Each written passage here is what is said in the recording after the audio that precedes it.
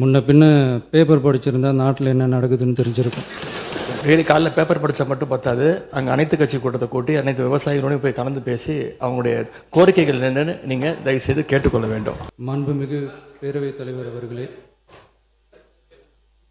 உட்காருங்க. அவங்க பேசும்போது குறுக்கிட வேணாம், உட்காருங்க. இன்னொன்று இல்லை, இடையில அனுமதிக்க முடியாது. இல்லைங்க இல்லைங்க, உட்காருங்க. நான் எல்லா வாய்ப்பு கொடுப்பேன். இருங்க, உங்களுக்கு கொடுக்குறேங்க. உங்கள் பேரை படிச்சு இருங்க. உங்கள் பேரை தெளிவாக படிச்சுட்டேன். உட்காருங்க.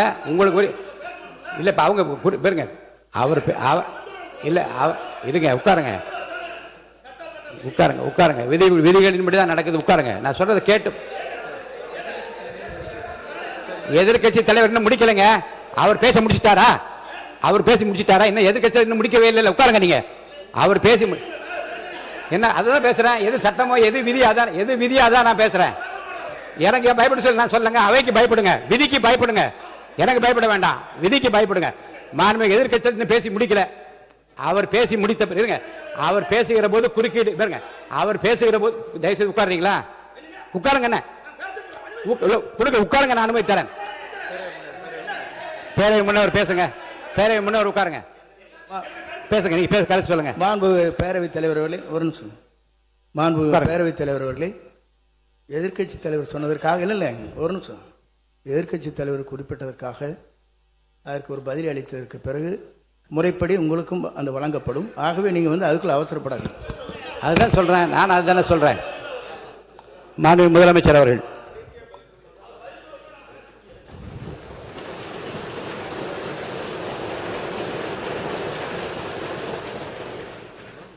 மாண்புமிகு பேரவைத் தலைவர் அவர்களே,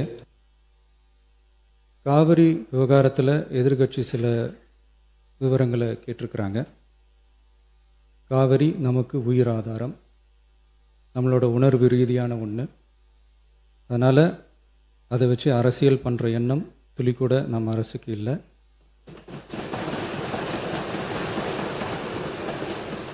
அதுக்கான அவசியமும் இல்லை.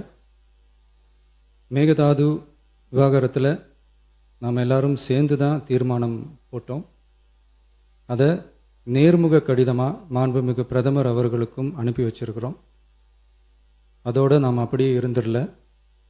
ராஜ்யசபாவில் ஒன்றிய ஜல் சக்தி துறை இணை அமைச்சர் மேகதாது அணை பற்றி முழு விவரங்களை குறிப்பிடலைன்னு தெரிஞ்சதும் காவிரி நடுவர் மன்றத்தின் இறுதி தீர்ப்பு மற்றும் மாண்புமிகு சுப்ரீம் கோர்ட் தீர்ப்பு சம்பந்தமான விதிகள் மற்றும் பத்திகளை கோட் பண்ணி மேகதாது திட்டத்துக்கு எந்த விதமான சட்டபூர்வமான அனுமதியோ நிர்வாக அனுமதியோ வழங்கக்கூடாதுன்னு மாண்புமிகு பிரதமர் அவர்களுக்கு அடுத்த நாளே நேர்முக கடிதம் எழுதினோம்.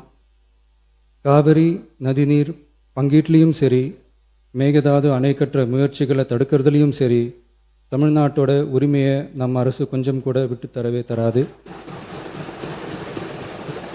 அதுதான் நம்மளோட நிலைப்பாடும். அதே நேரத்தில் கர்நாடகாவில் சில அணைகள் கட்ட ஆரம்பித்ததை பற்றியும் இதே அவையில் 1969 ஒரு விவாதம் நடந்திருக்கு. அப்போது நீர்வளத்துறை அமைச்சராக இருந்தது யார்? அப்போ அணை கட்ட விட்டது ஏன்னு கேட்டு அந்த மாதிரி சீப் பாலிட்டிக்ஸ்லாம் நான் பண்ண விரும்பலை.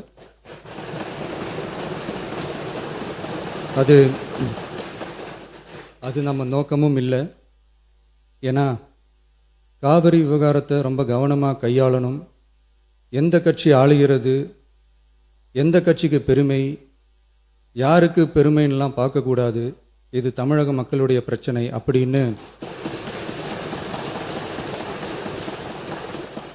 அப்போ இருந்த எதிர்கட்சி தலைவர் திரு திருமன் அவர்கள் சொன்னதை இந்த சபையில் சொல்ல விரும்புகிறேன்.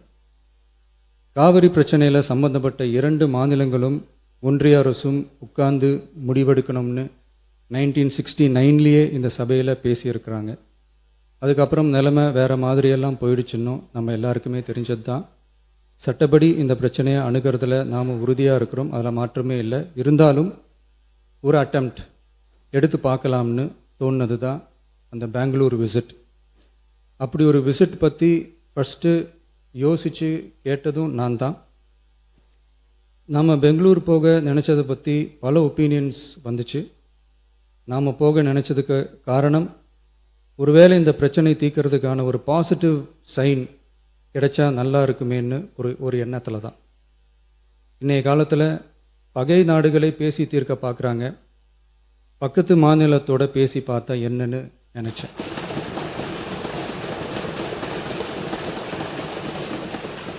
அதனால தான் அப்படி ஒரு அட்டெம்ப்ட் எடுக்க நான் ட்ரை பண்ணோம். ஒருவேளை அந்த அட்டெம்ப்டில் ஒரு அவமானம் நேர்ந்தால் என்ன செய்யன்னு சில பேர் கேட்டாங்க. அப்படி நடந்தால் தமிழ்நாட்டு மக்களுக்காக அதையும் தாங்க தயாராக தான் இருக்கேன்.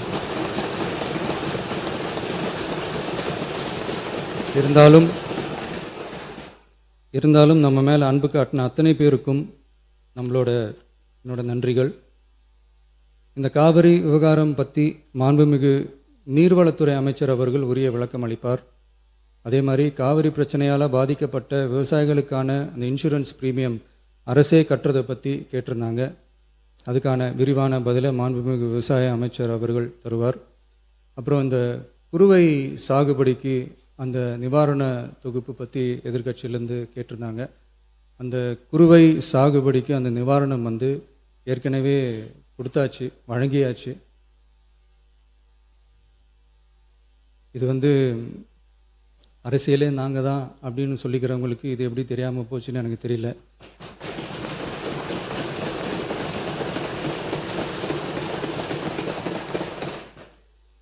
முன்ன பின்ன பேப்பர் படிச்சிருந்தா நாட்டில் என்ன நடக்குதுன்னு தெரிஞ்சிருக்கும்.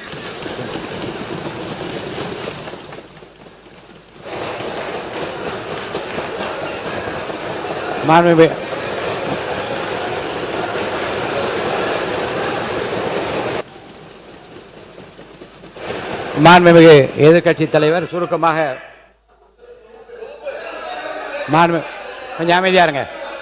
மாண்புமிகு எதிர்க்கட்சி தலைவர் பேசுவதற்கு நீங்க அமைதியா இருங்க. நீங்களே இப்படி பிரச்சனை பண்ணா எப்படி? அமைதியா இருங்க, அவங்க பேசணும் சுருக்கமாக. பேரவைத் தலைவர் அவர்களே, ஸ்பெஷல் பேக்கேஜ்னா நீங்கள் கொடுத்தது 134 கோடி கொடுத்துருக்கீங்க. அது அனைத்து அரசுலையும் கொடுக்கறக்கூடிய ஸ்பெஷல் பேக்கேஜ் தான். இப்போ வறட்சி நிவாரண நிதி அவங்க கேட்குறாங்க. இது ரெண்டுத்துக்கும் வித்தியாசம் தெரிஞ்சுக்க வேண்டும். இது வெறும் டெய்லி காலைல பேப்பர் படித்தா மட்டும் பத்தாது.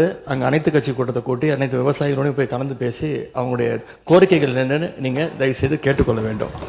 அதே மாதிரி முன்னவர் மாண்புமிகு இதெல்லாம் மன்னிக்கணும்.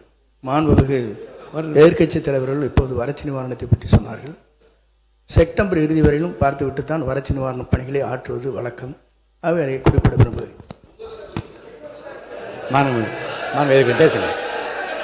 மாண்புமிகு எதிர்க்கட்சி தலைவர், பேரவைத் தலைவர்களே, பேச அனுமதிங்க. நீங்களே இப்படி பண்ணா எப்படி?